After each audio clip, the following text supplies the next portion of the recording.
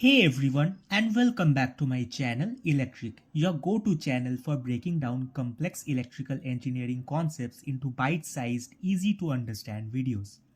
Ever wondered how many amps your three-phase motor is actually pulling?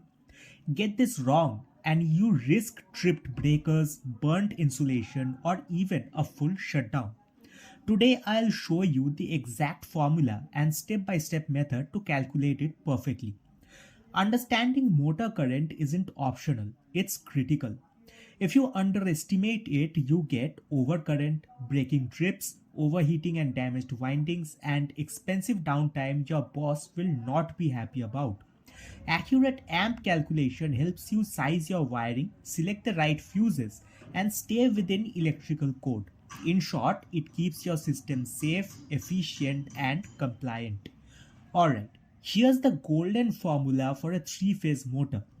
Amps equal to power in watts divided by voltage into 1.732 into power factor into efficiency. But why 1.732? That's root 3, which is the backbone of three-phase calculations. Now, what do these other terms mean? Power is found on the nameplate. If it's in HP, convert it where 1 HP equals 746 watt.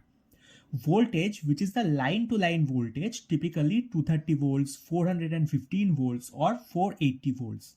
Power factor or PF, which is usually between 0.75 to zero point 0.9, and efficiency, which is often around 85% to 95% for modern motors. And yes, units matter. Wrong conversion equals to wrong amperage. PF and efficiency are the silent influencers. Power factor tells you how effectively the motor uses incoming power. Power factor greater than 1 means some power is wasted as reactive energy. Efficiency shows how much input electricity becomes mechanical output. If these aren't on the nameplate, check manufacturer data sheets, refer to NEMA tables, or use typical ranges for similar motor types. The closer you are to the real values, the more accurate your amp calculations. Let's do a real calculations. Say you have a 10 HP motor with 480 volt 3-phase, power factor equals to 0.85 and efficiency equals to 0.9. Step 1. Convert HP to watts. 10 HP equals to 746 equal to 7460 watts. Step 2. Plug into the formula.